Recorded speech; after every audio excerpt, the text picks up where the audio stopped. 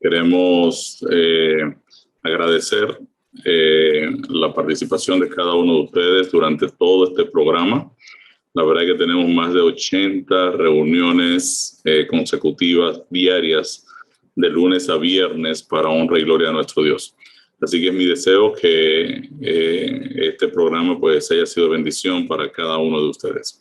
Hoy vamos a estar viendo, continuamos con el tema del sacerdocio de todos los creyentes.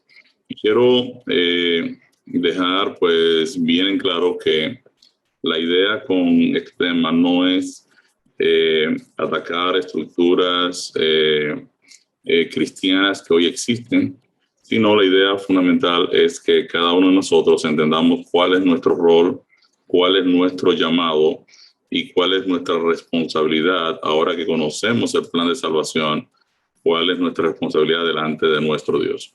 Así que como cada noche voy a presentarme delante de nuestro Dios para pedir también su dirección a nivel personal. Querido Dios, Padre querido, te damos gracias, oh Señor, por tu gran amor, tu cuidado para con nosotros. Gracias porque tú nos has guiado en el estudio de tu palabra. Gracias porque tu palabra nos ha confrontado, nos ha tocado de manera especial.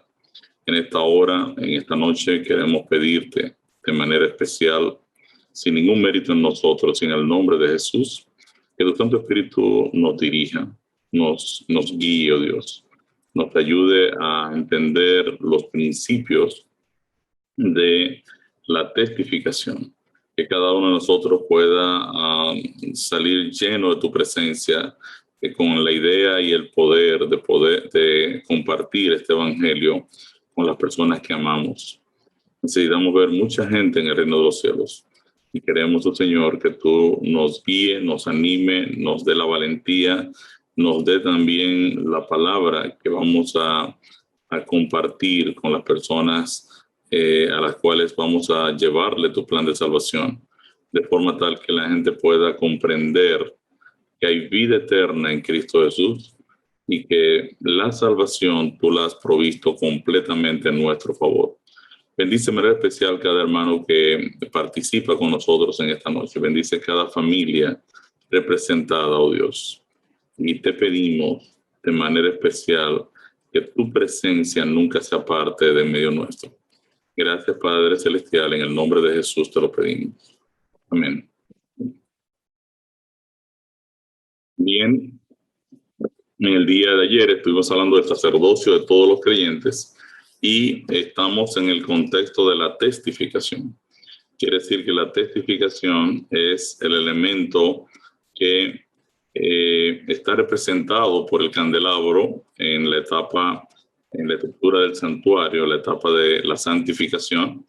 Aquí tenemos el estudio de la palabra de Dios, la comunión con el Señor a través de la oración y la dirección del Espíritu de Dios para que podamos testificar o compartir el Evangelio.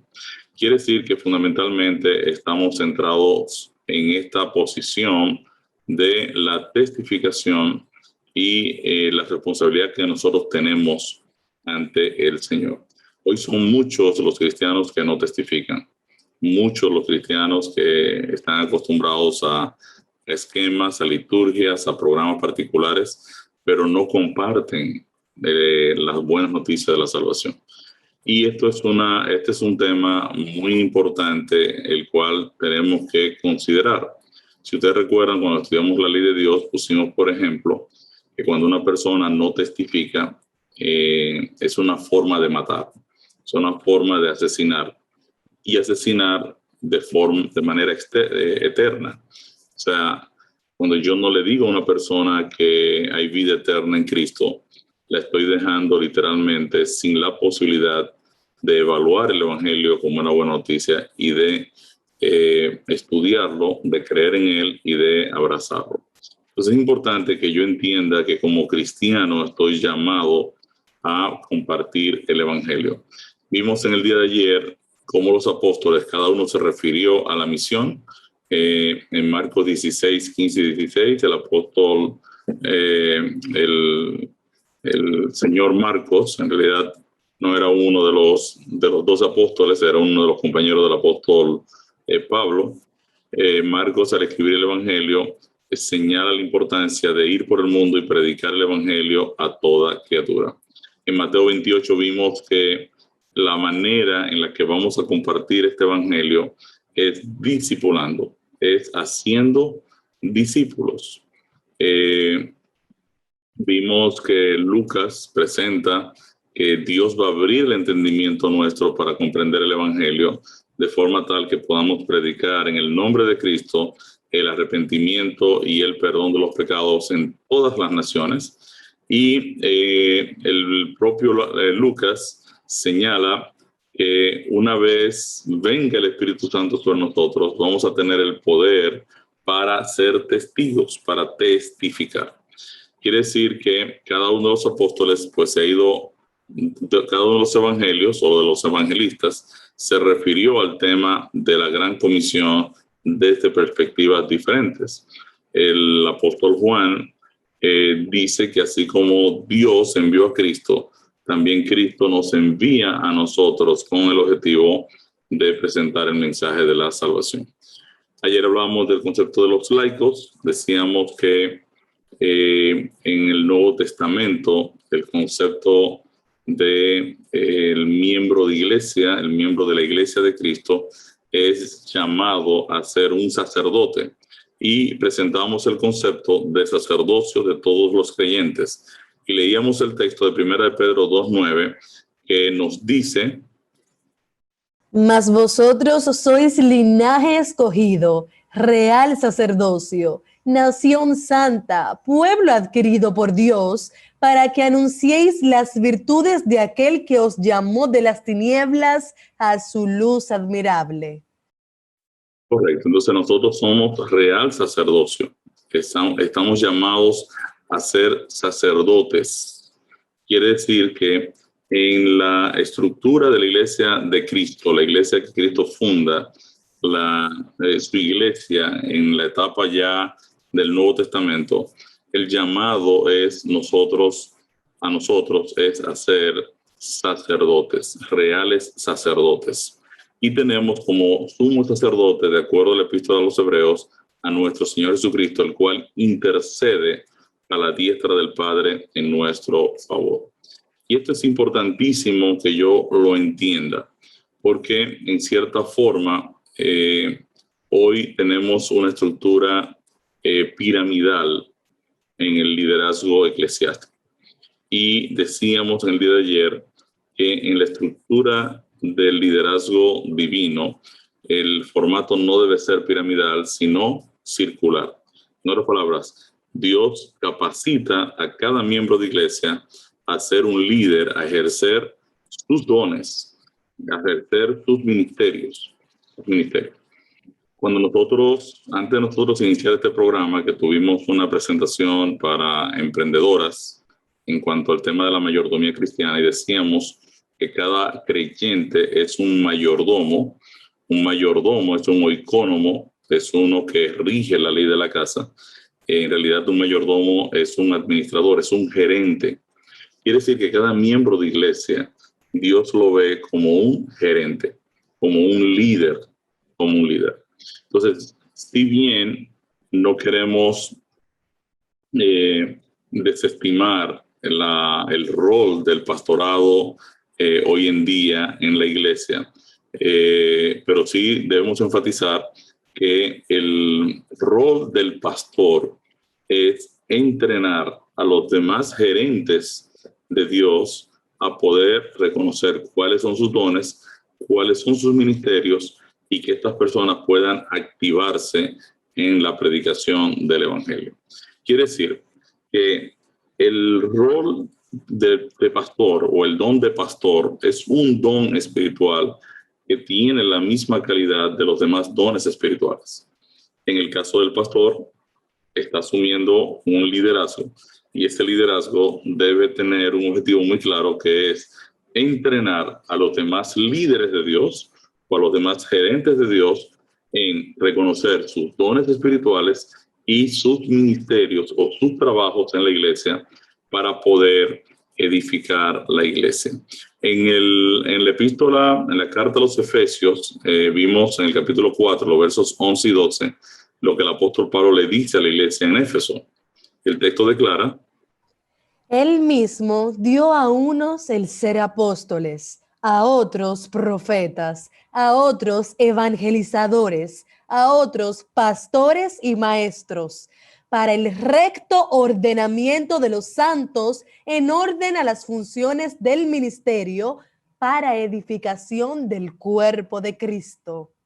Aquí estamos viendo la versión Biblia de Jerusalén. La nueva versión internacional dice: a fin de capacitar al pueblo de Dios para la obra de servicio. Quiere decir que la Biblia no está diciendo que hay dones que son superiores a otros. Obviamente, el apóstol Pablo establece que el don, obviamente, de enseñanza, de evangelizar y demás, pues tiene la particularidad de que van a llevar adelante la predicación del evangelio. Pero en cuanto al liderazgo y a la capacidad de cada miembro de iglesia ejercer su ministerio y ejercer su trabajo para la edificación del cuerpo de Cristo, de la iglesia, pues obviamente Dios está viendo una estructura circular de liderazgo en su iglesia. Vimos finalmente ayer el concepto de la parábola de las 10 vírgenes y la parábola de los talentos, ambas parábolas relacionadas con la iglesia al fin del tiempo. Una presenta cómo la iglesia debe estar llena del aceite del Espíritu para alumbrar, para testificar. Y la otra presenta que los dones o los talentos que hemos recibido son para invertirlos, son para ponerlos a producir, para que la iglesia pueda trabajar, no para enterrarlos. La persona que enterró el talento fue llamada al final de cuentas y se le preguntó: ¿qué hiciste con el talento que te di? Yo lo enterré. Entonces, bueno, tú lo enterraste, entonces tú tienes que irte a las tinieblas de afuera. Por lo menos debiste poner mi talento en el banco para que produjera algo, le reclama a su Señor. Quiere decir que los talentos nos fueron entregados para ser utilizados. Los dones, el Espíritu de Dios nos los asigna, nos los reparte para que nosotros podamos entonces a su vez trabajar en la edificación de la iglesia. Entonces, hoy vamos a hablar un poquito acerca de la iglesia. Los seres humanos somos básicamente comunitarios. No fuimos hechos para vivir solos, sino para vivir en unidad con los demás. Esta necesidad de vivir en comunidad es creada por Dios y es inherente a nuestro propio ser. La humanidad, además, fue creada a la imagen de Dios, lo que en consecuencia indicaría que el Dios infinito del universo también vive en comunidad. El Dios que vive en un grupo crea un grupo. O sea, Padre, Hijo y Espíritu Santo son tres personas coeternas que han existido desde siempre y han vivido en comunidad. De hecho, el concepto de que Dios es amor ya implica una comunidad. Porque para yo poder amar a alguien más es porque esa persona existe. Quiere decir que el propio carácter de Dios ya implica la comunidad. Tanto en la creación del hombre, en el Edén, como en el establecimiento de su iglesia, Dios ha dado la orden de multiplicarse. El objetivo del Creador es el desarrollo de comunidades, tanto en el plano familiar como espiritual. Comunidad es relación, relacionarme con los demás. Relación es tiempo y tiempo es vida.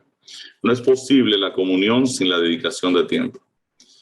Cuando hablamos de discipulado, hablamos de sembrar y dedicar tiempo a las personas que queremos ganar para Cristo y su iglesia.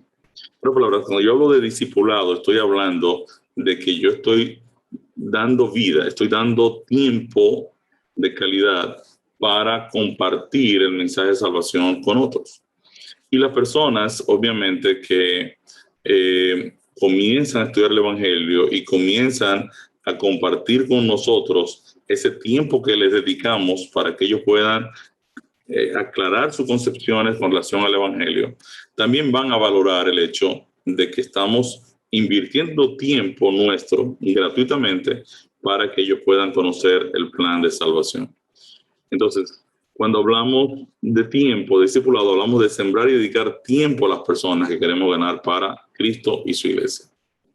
La iglesia, en ese sentido, es una comunidad. La palabra iglesia viene del griego eclesia, que significa los que son llamados a salir y salieron. Quiere decir, eclesia es aquellos que fueron llamados a salir y salieron. Hoy se ha entendido un concepto no bíblico de que la iglesia es una comunidad conformada por laicos y pastores. Hoy se entiende, en cierta manera, que los laicos o los miembros de iglesia pudieran ser los aficionados o amateurs y los pastores los profesionales. Este concepto es totalmente extraño en el Testamento. Vamos a ver esta cita del pastor Burrell con relación a este concepto. En Revolución en la Iglesia, página 39, Génesis, si me puede ayudar, por favor. Dice, el término laico se deriva del griego olaos. Significa básicamente el pueblo de Dios. Así que cualquiera que sea parte del pueblo de Dios se considera parte del laicado. Según esta definición, aún los pastores son parte del laicado. Todos los laicos son ministros de igual forma. Todos los ministros son laicos.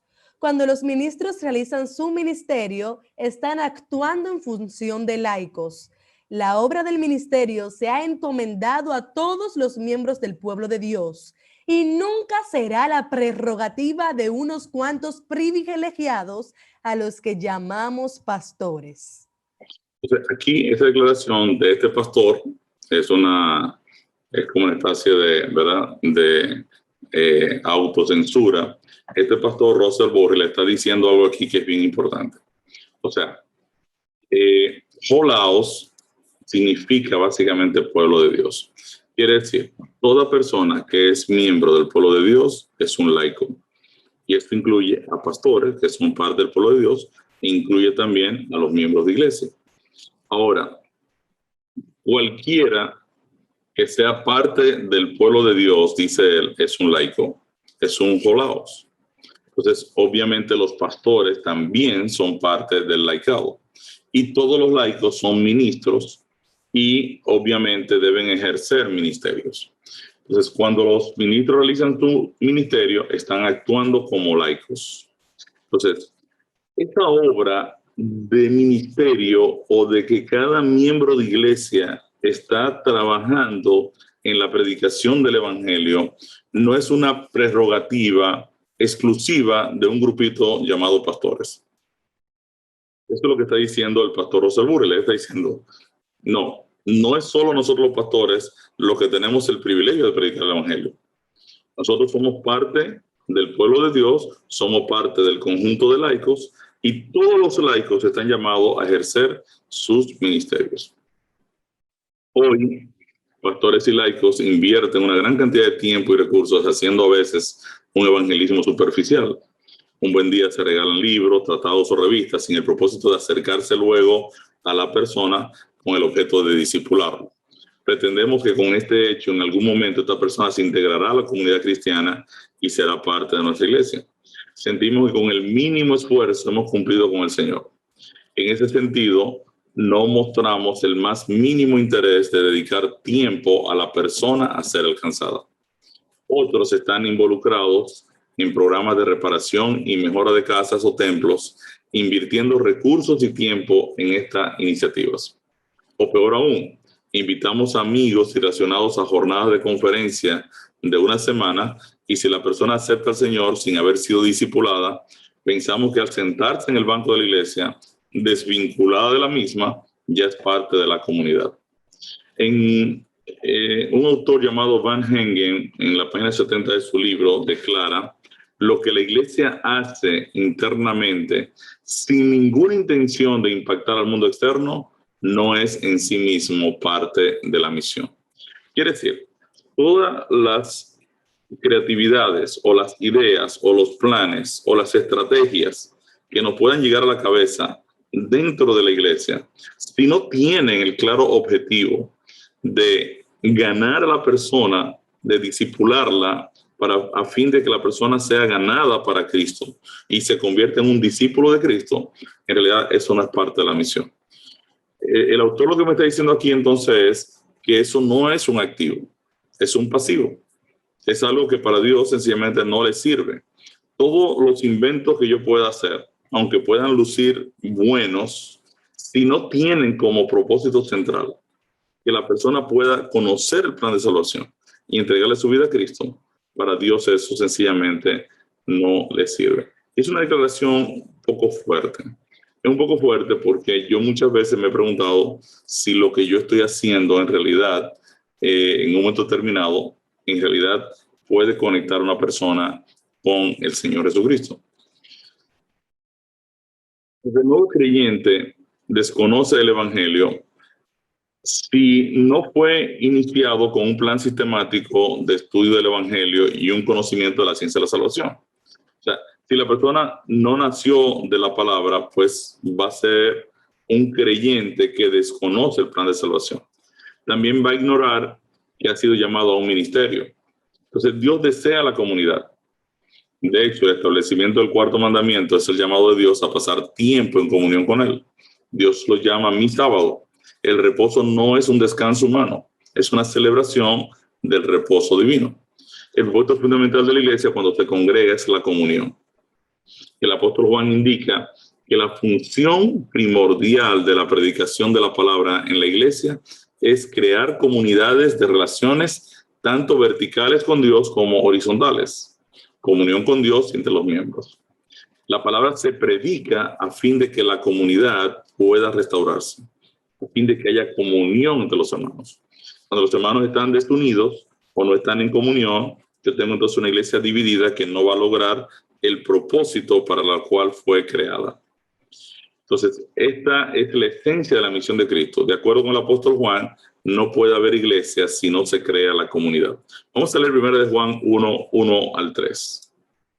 Lo que era desde el principio, lo que hemos oído, lo que hemos visto con nuestros ojos, lo que hemos contemplado y palparon nuestras manos tocante al verbo de vida, porque la vida fue manifestada y la hemos visto y testificamos y os anunciamos la vida eterna, la cual estaba con el Padre y se nos manifestó. Lo que hemos visto y oído, eso os anunciamos, para que también vosotros tengáis comunión con nosotros, y nuestra comunión verdaderamente es con el Padre y con su Hijo Jesucristo. Entonces, el apóstol Juan está diciendo que lo que ellos testificaban y anunciaban, la vida eterna, la cual estaba con el Padre, la vida eterna que Cristo es la vida, se nos manifestó.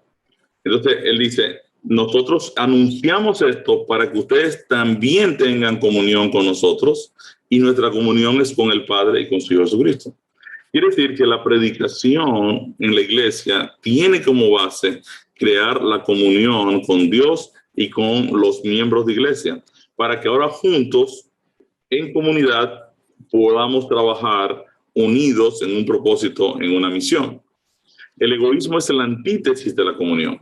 La base del pecado es el espíritu de independencia. La historia de Caín y Abel rápidamente nos enseña este principio. La pregunta de Caín a Dios refleja su independencia. Yo no sé por qué tú me preguntas por mi hermano. ¿Acaso soy yo guarda a mi hermano? O sea, Dios le dice a Caín, Caín, ¿dónde está tu hermano? Dice, no, a mí no me importa mi hermano. ¿Para qué tú me preguntas por mi hermano? Entonces, cuando a una persona no le importa el hermano, pues obviamente tenemos un problema de falta de comunión. Las iglesias actuales que están interesadas en iniciar comunidades redentoras fomentarán que se traspase el liderazgo de los pocos a los muchos. Se fomentarán grupos pequeños donde sus componentes se acostumbren a no juzgarse mutuamente. Se crearán lugares de apertura y confianza donde las personas verdaderamente puedan preocuparse por los demás miembros de la comunidad. Cuando ganamos a otros, en realidad los invitamos a ser parte de una comunidad. Vamos a leer Hechos 2, 41 y 42 para que ustedes vean cómo habla este texto acerca de la comunión. Así que los que recibieron su palabra fueron bautizados, y se añadieron aquel día como 3,000 personas, y perseveraban en la doctrina de los apóstoles, en la comunión unos con otros, en el partimiento del pan y en las oraciones. Todos los que habían creído estaban juntos y tenían en común todas las cosas, y vendían sus propiedades y sus bienes, y los repartían a todos según la necesidad de cada uno. Y perseverando unánimes cada día en el templo y partiendo el pan en las casas, comían juntos con alegría y sencillez de corazón, alabando a Dios y teniendo favor con todo el pueblo. Y el Señor añadía cada día a la iglesia a los que habían de ser salvos. ¿Ven?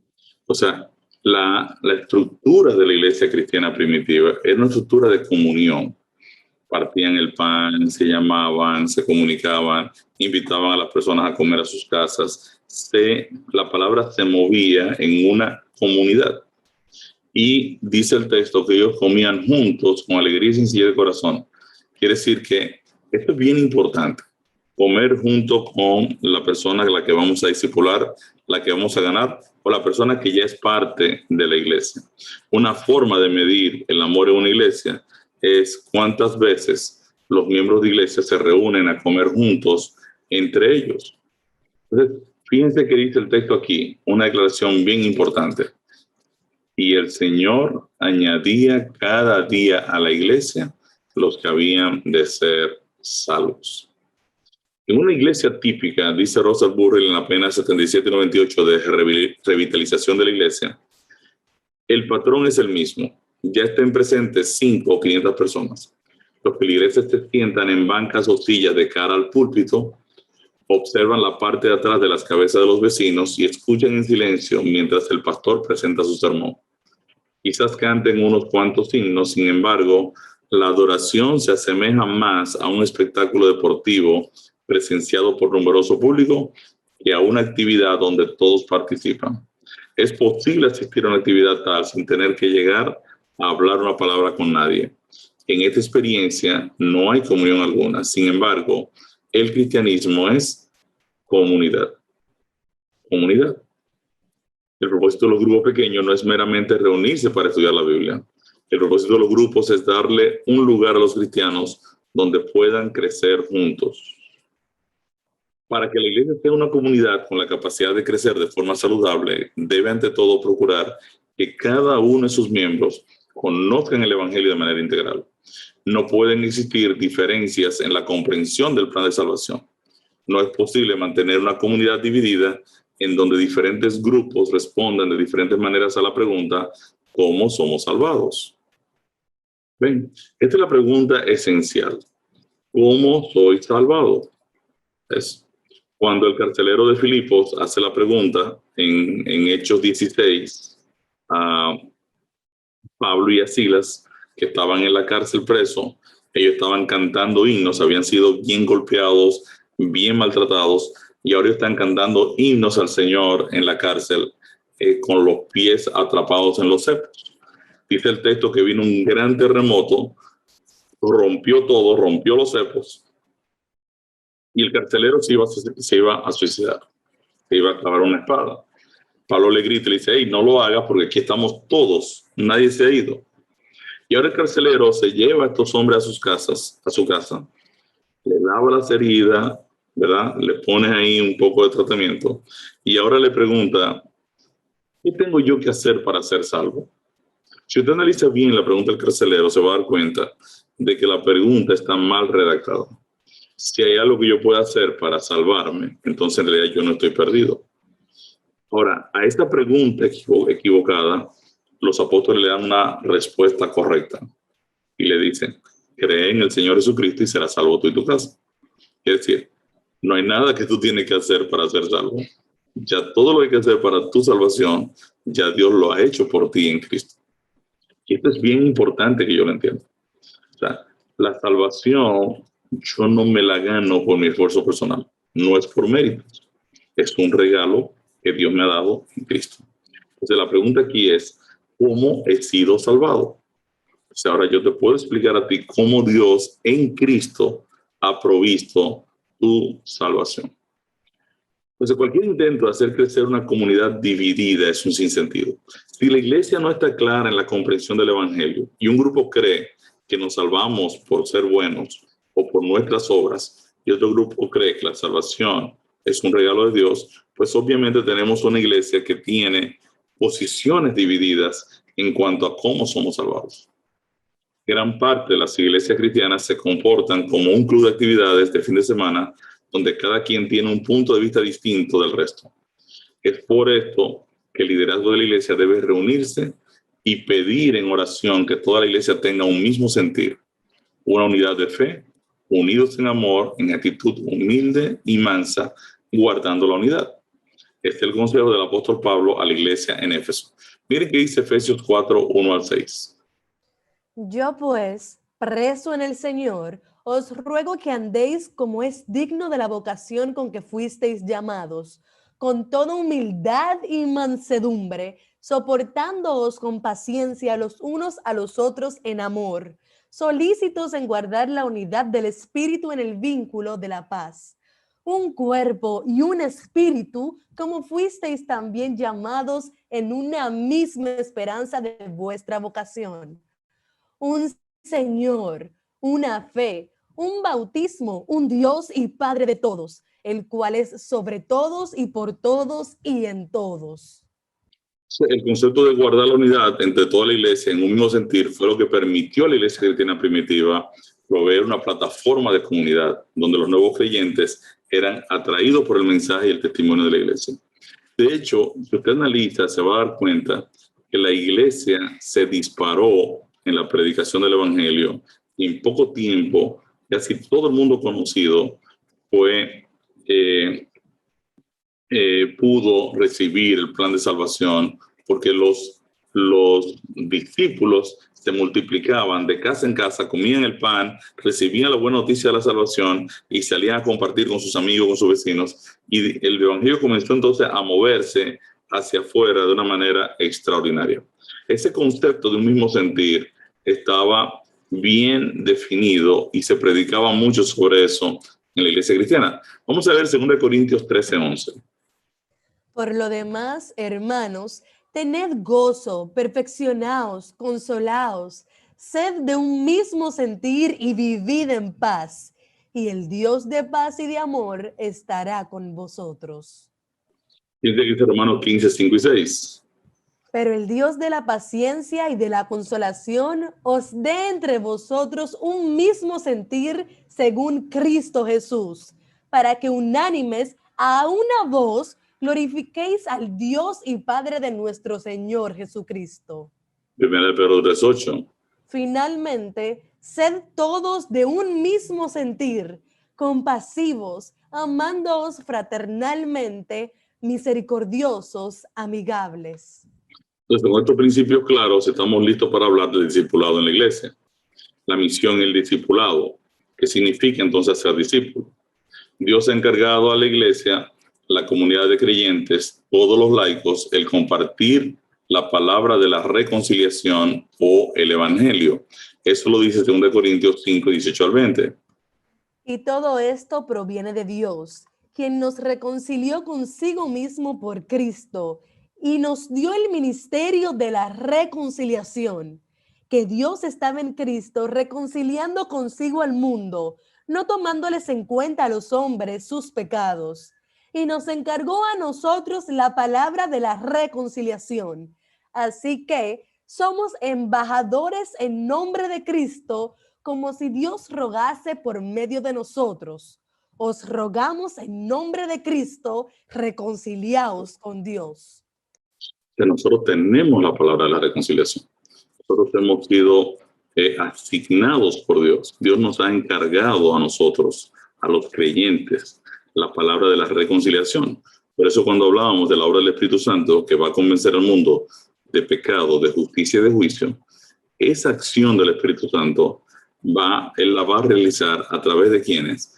A través de nosotros, porque el Espíritu Santo habita en el creyente y habita en el creyente ¿para qué? Para que a su vez él pueda salir y compartir la verdad de la salvación, pueda llamar al mundo a entender que los seres humanos incrédulos son pecadores, necesitan la justicia de Cristo, porque al final habrá un juicio de parte de Dios. Ahora, ¿debería yo ignorar esta asignación divina y no guiar a mis relacionados, amigos y familiares al conocimiento pleno de Dios y su salvación? De ninguna manera. ¿Cómo puedo crear un interés genuino en el Evangelio, en las personas sobre las cuales yo influyo? O sea, una vez convencido de que el Evangelio es la mejor noticia jamás escuchada, y no solo esto, es la noticia que todos deben conocer, la mejor manera de acercarme a la gente es aplicando el método de Cristo. ¿Cuál es el método de Cristo? En el libro El Misterio de Curación, página 102, se nos habla cuál es el método de Cristo. Y dice: solo el método de Cristo será el que dará éxito para llegar a la gente. El Salvador trataba con los hombres como quien deseaba hacerles bien. Les mostraba simpatía, atendía sus necesidades, se ganaba su confianza. Entonces les decía: sígueme. Quiere decir que, ¿cómo funciona el método de Cristo? Yo me voy a acercar a las personas, aunque no las conozca, como alguien que les quiera hacerle bien. Voy a mostrarles simpatía. Voy a atender sus necesidades, le voy a ganar la confianza, y ahora esa persona está lista para que yo pueda trabajar con ella el tema del Evangelio y la predicación del plan de salvación. Quiere decir que aquí hay todo un proceso, porque yo no puedo venir con la estructura del Evangelio y disparárselo a una persona de golpe y porrazo. Debo acercarme a través del testimonio, a través de un contacto, una sonrisa, la solución de un problema. La persona me diga: ven acá, ¿por qué tú me tomaste en cuenta? Lo que pasa es que yo soy cristiano. Ajá. ¿Y eso qué tiene que ver? Pues yo veo muchos cristianos que, bueno, no son así, sino lo que pasa es que yo he conocido a Jesús, y Jesús en este caso hubiera hecho lo mismo. Entonces déjame hablarte un poquito de Jesús.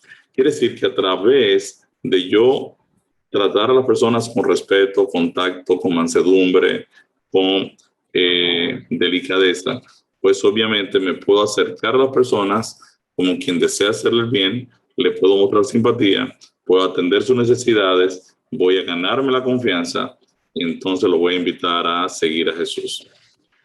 Al analizar el método de Cristo, él mismo se enfoca en cómo alcanzar a personas que no son necesariamente parte de laicos. O sea, esta es la manera de yo ganar personas a las que no conozco.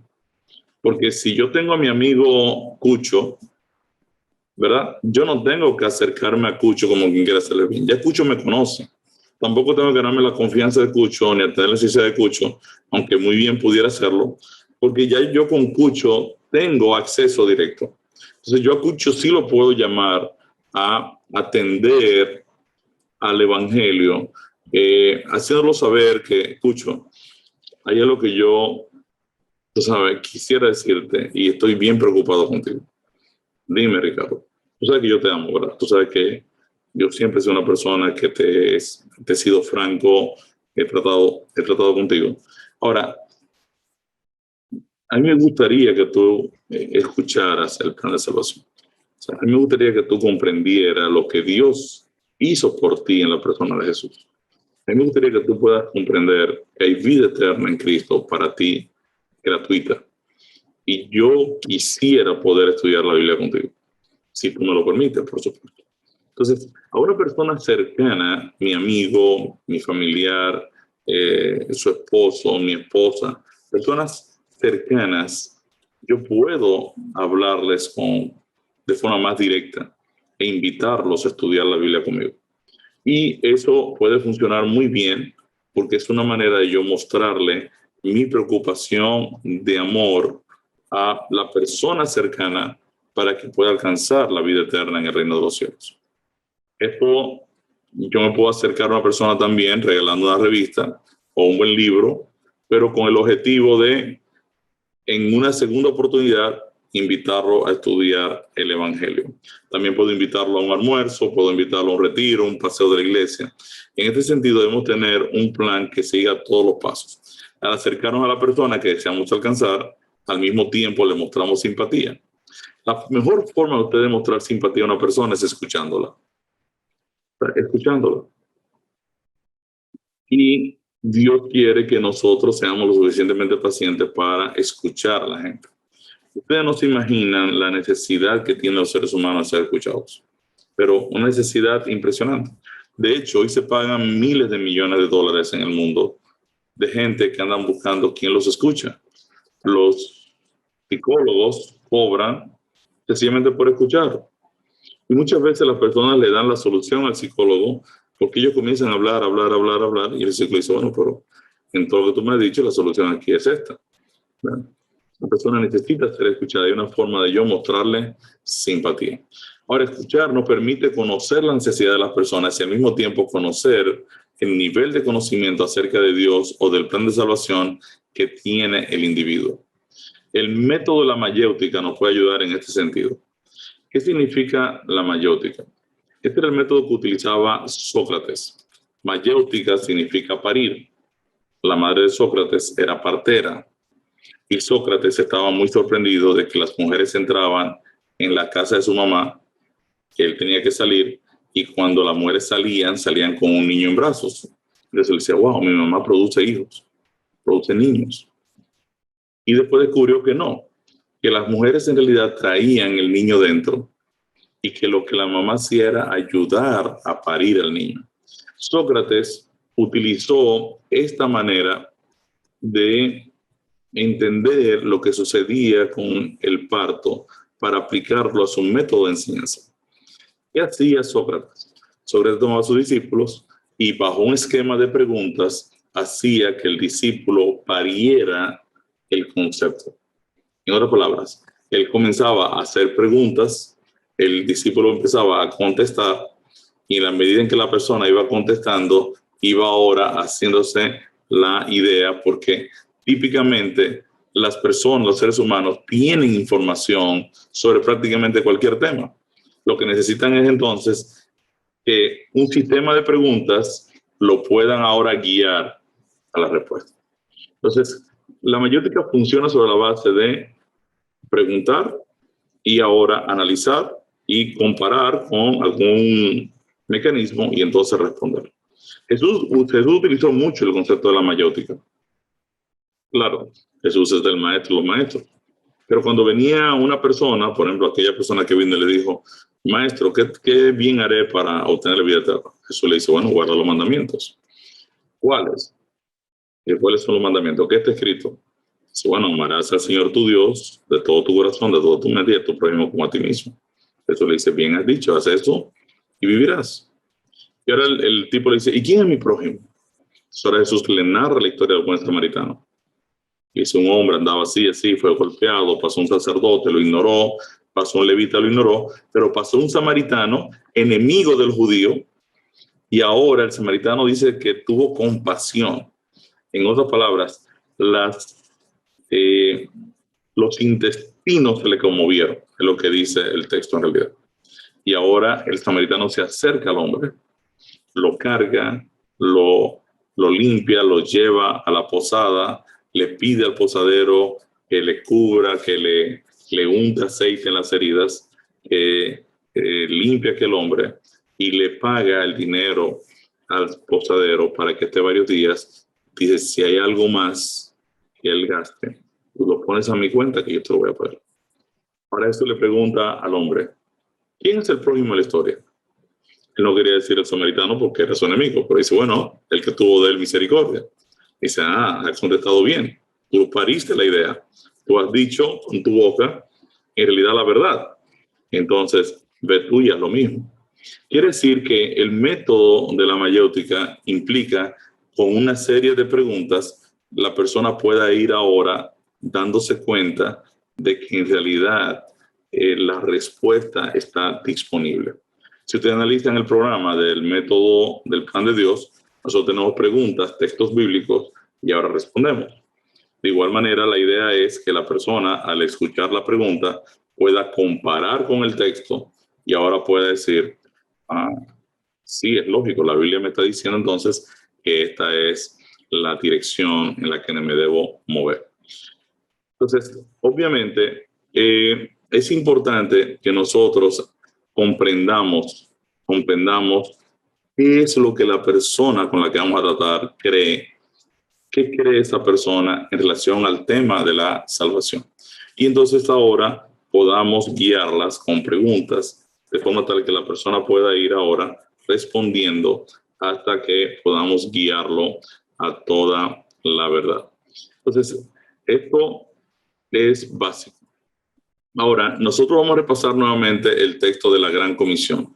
Vamos a repasar nuevamente Mateo 28, 18 al 20, que nos dice: Y Jesús se acercó y les habló diciendo: Toda potestad me es dada en el cielo y en la tierra.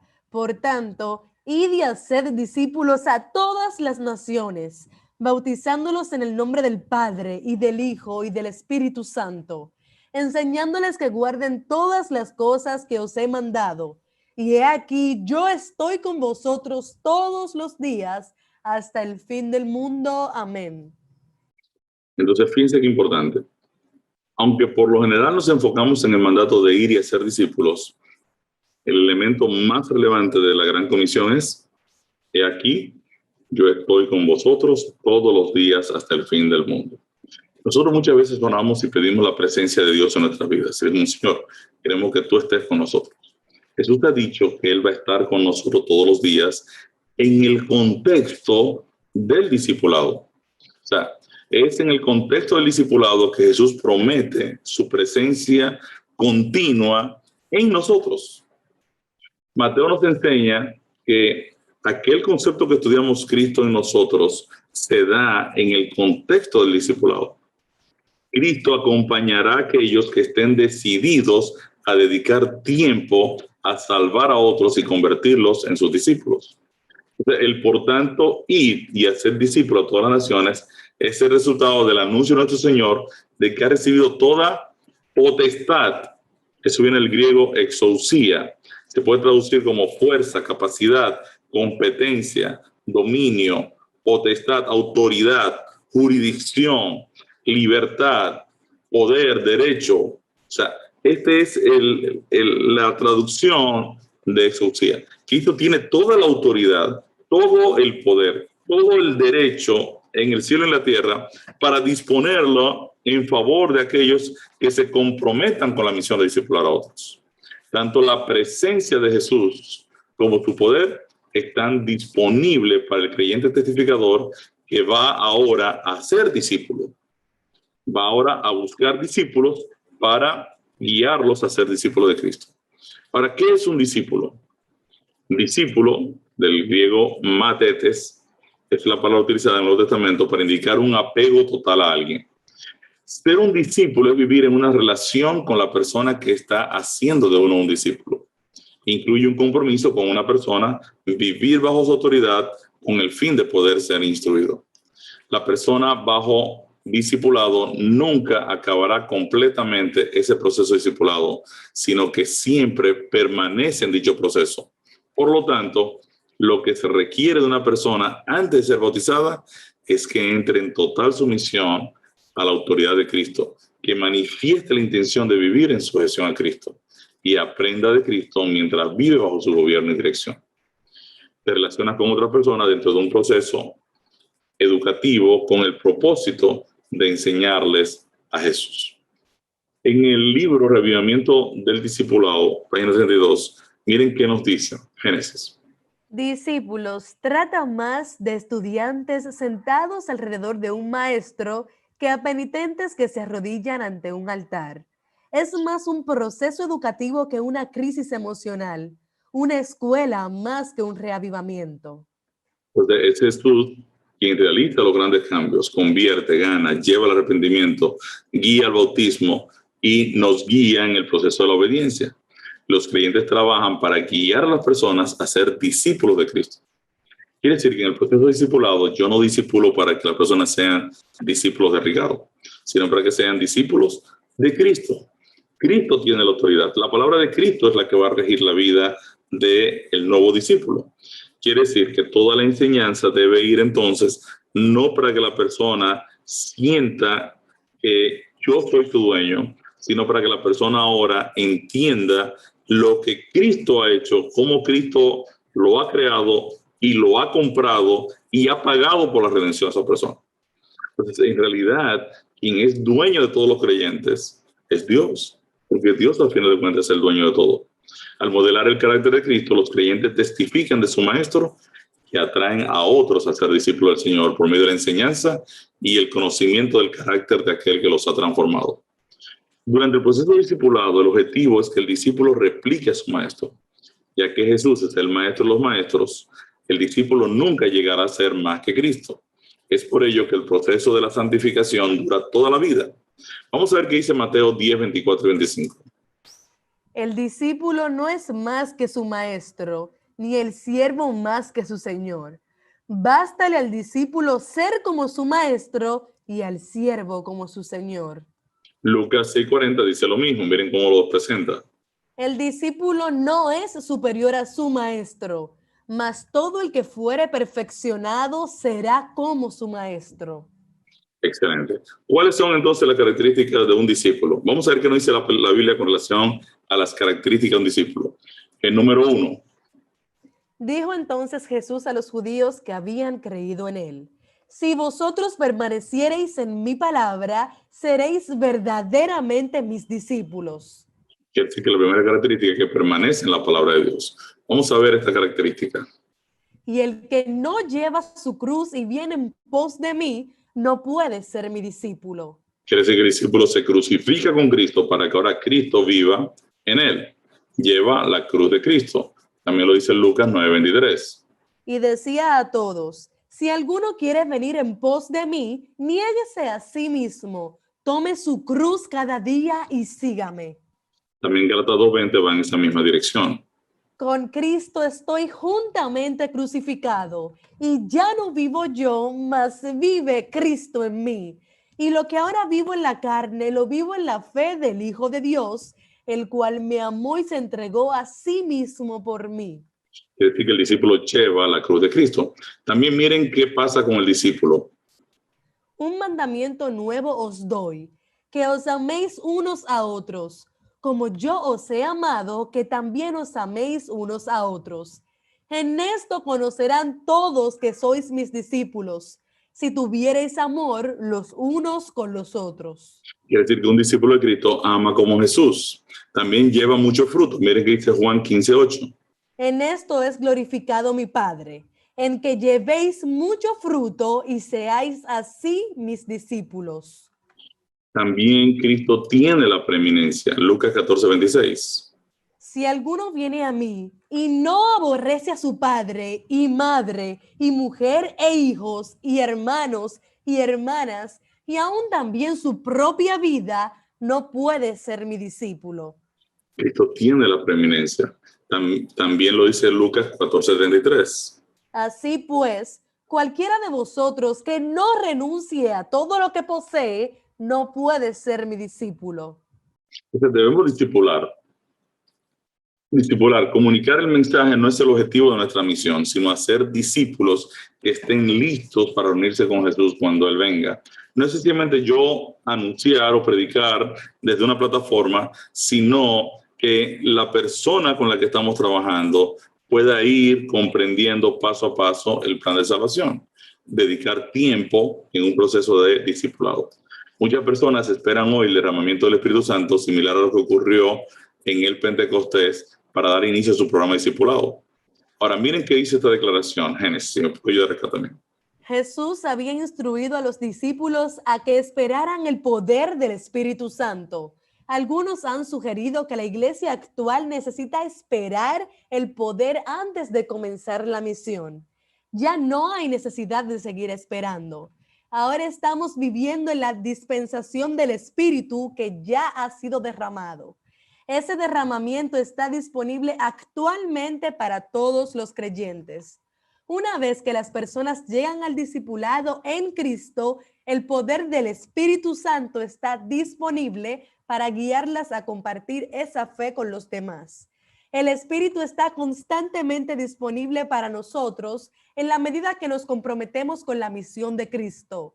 El Espíritu ya ha sido derramado. Todo lo que tenemos que hacer para llevar personas a Jesús es estar disponibles como canales para que el Espíritu Santo actúe en y a través de nosotros. Importantísimo que yo entienda entonces que la operación del Espíritu Santo en mi vida viene dentro del contexto de yo hacer discípulo. Al discipular parimos hijos espirituales que a su vez producirán nuevos hijos, convirtiéndonos en abuelos, bisabuelos y tatarabuelos espirituales. Al ganar nuevos discípulos debemos seguir los pasos siguientes. Número 1, los nuevos creyentes deben ser puestos de inmediato en grupos pequeños que se preocupen por ellos. 2, las personas debieran ser ordenadas al ministerio en el momento de su bautismo por imposición de manos, como lo enseña el Nuevo Testamento.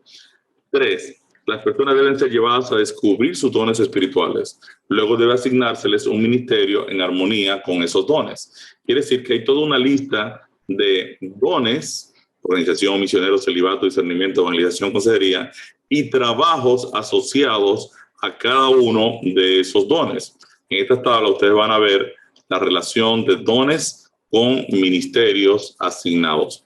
Inmediatamente se debe llevar a las personas a identificarse con su familia extendida y a comenzar el proceso de hacer discípulos dentro de las redes que han sido abiertas al acercarse a Cristo. Debe también, estamos hablando de siembra focalizada. Abogados alcanzan abogados, maestros a maestros, policías a policías, ingenieros a ingenieros. Quiere decir que cada persona discipulada a su vez puede alcanzar a los de su área a ser discípulos de Cristo, y debe enseñarse a las personas a no depender de las visitas ni de los sermones de un pastor ordenado, remunerado como la fuente de su vida espiritual.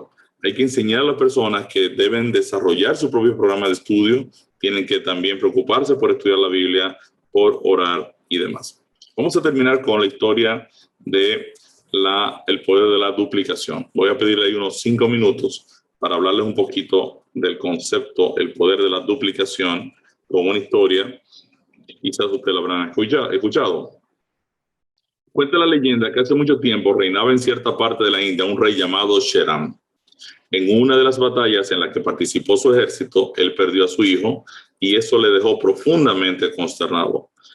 Nada de lo que le ofrecían sus súbditos lograba alegrarle, y Sheram estaba siempre triste.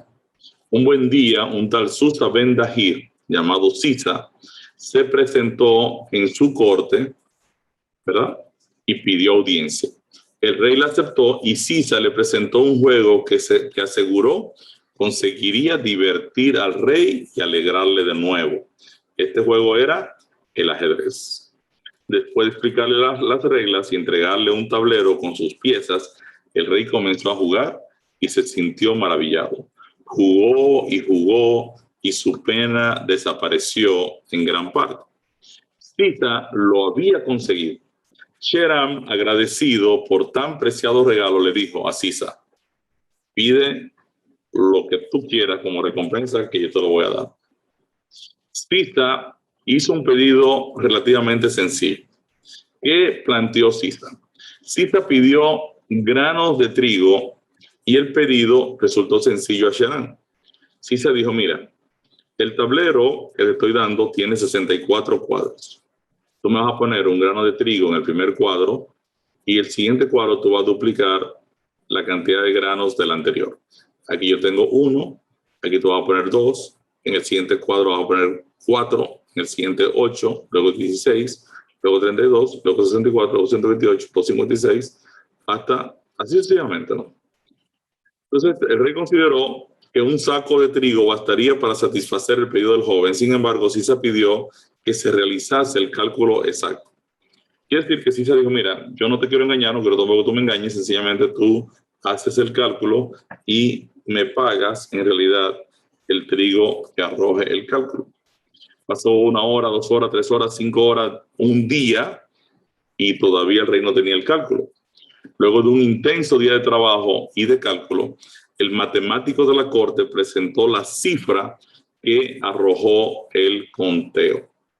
Ahora el matemático se acerca y luego de calcular todos los cuadros, llegó a la suma de 18.446.744.073.709.550.000 y 1.615 granos de trigo. Esa fue la cantidad. No había trigo suficiente en el planeta para pagar a Cisa. Y el rey se sonrió por lo brillante del joven. Y los zánganos que le había dicho, tráigale un saco de trigo a este hombre para resolver. ¿Qué significa esto? Cuando hablamos de evangelizar, ¿por qué es tan importante que yo gane a una persona? Porque realmente lo que estamos planteando, lo que Cristo planteó cuando nosotros hacemos un programa de discipulado y hacemos un programa de grupos pequeños, es que estamos aplicando este esquema exponencial. Típicamente, ¿cómo funciona el evangelismo de suma? Yo tengo una persona o un hermano de la iglesia llamado evangelista que viene al mundo, ¿verdad? Y busca a una persona y le explica el evangelio. Ahora lo trae a la iglesia y sale a buscar a una segunda persona en la segunda vuelta. Lo trae nuevamente a la iglesia y sale a buscar el tercero y así sucesivamente hasta llegar al sexto y finalmente al séptimo. Quiere decir que en un periodo determinado de tiempo la persona ha logrado ganar 7 nuevos miembros a la iglesia para venir a traerlos acá y sentarlos acá en el banco de la iglesia. Ahora, eso no fue lo que Jesús dijo. Jesús estaba hablando del concepto del evangelismo de multiplicación y de multiplicación exponencial. Por ejemplo, ¿qué significa el evangelismo de multiplicación exponencial? Yo tengo el mismo evangelista que ahora va y busca un discípulo, ¿ves? Pero ahora no lo trae a la iglesia, obviamente no lo trae a sentarlo a la iglesia, lo va a traer a la iglesia, pero no para que se siente, sino que ahora evangelista va a ir con este discípulo y va a ganar a otro para convertirlo a él en un maestro que pueda ganar a otros. Ahora, en la tercera vuelta, evangelista se va con el 2 y ya uno puede ir y ganar a otra persona. Quiere decir que ahora evangelista se acompaña de 2, uno que ya sabe cómo se gana a un discípulo, ahora se va a ganar a 4 y evangelista con 2 se gana 3. Ahora en la siguiente vuelta, evangelista se va con 3, el 2 queda liberado y 1 y 4 se van juntos a ganar a otro. ¿Okay? Entonces 1 y 4 ganan a 7, 2 a 6 y evangelista con 3 se va ahora a ganar a 5. Quiere decir que en la siguiente vuelta, 1 se va con 7, 2 se va con 6 y evangelista se va con 5. Ya 3 y 4 salen solos a ganar a otros. ¿Ven? 3 gana 10 y 4 gana 12 y ya estos acompañan a los nuevos discípulos. En la vuelta 6 ya vamos por 20 personas que son discípulos que están siendo entrenados para discipular a otros. Y en la séptima vuelta, que es lo que estamos comparando, 7 versus 7, ya tendríamos 33 personas. Si comparamos el evangelismo de suma con el evangelismo de multiplicación, estamos hablando de 33 personas versus 7. Ahora, ¿por qué esto es relevante? Es relevante porque en realidad, en la dinámica del evangelio, Cristo no utilizó la multiplicación 1 a 1, sino que Cristo llamó a 12. Quiere decir que estamos hablando entonces de un factor exponencial de 13 a la n. ¿Qué significa esto? Que si, por ejemplo, nosotros tenemos ahorita ya 3 meses en este programa, estamos hablando sobre la base de 6 meses. Si una persona evangeliza a 12 personas, en 6 meses habrán 13 personas, el maestro más las 12 personas, ¿verdad? Quiere decir que en 12 meses habrán 169. Estos 169 salen ahora a buscar cada uno, ¿verdad? O sea, los 13 salen a buscar 12 cada uno. En un año son 169 los que conocen el evangelio. Ahora, estos 169 buscan 12 en un año y 6 meses. Tenemos 2.197 personas que conocen el evangelio. Estos 2.197 buscan 12, tenemos 28.000. Así sucesivamente. Quiere decir que en 5 años, en realidad 4 años y medio, 10.600 millones de personas pueden ser alcanzadas por el evangelio. Ahora, si nosotros partimos de una organización como nuestra iglesia que tiene 20 millones de personas, en un año y medio podríamos estar evangelizando al mundo entero y pidiendo al Señor ya que venga a buscarnos. Quiere decir que en 1 año y medio tendríamos 43,000 millones de personas. Necesitamos otro planeta para evangelizar. En realidad, la Biblia me pide que yo aplique el poder del discipulado.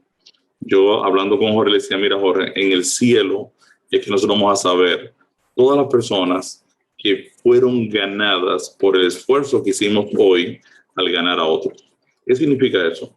Que si yo gané para Cristo 10 personas, y esas 10 personas ahora salen a multiplicarse, y aquellos salen a multiplicarse, y los otros salen a multiplicarse, en la tierra nueva es que el Señor me va a decir, mira, Ricardo, por tú hacer ese esfuerzo de ganar esas 10 personas, aquí hay hoy 20 millones de personas.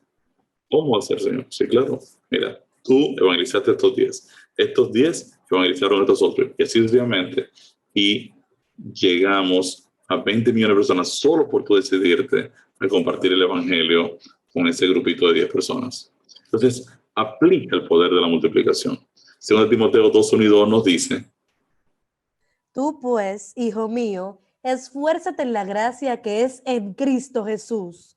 Lo que has oído de mí ante muchos testigos, esto encarga a hombres fieles que sean idóneos para enseñar también a otros.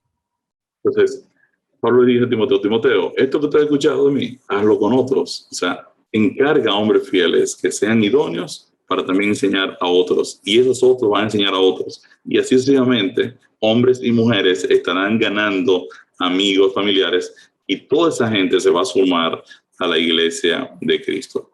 ¿Te animas a compartir el evangelio?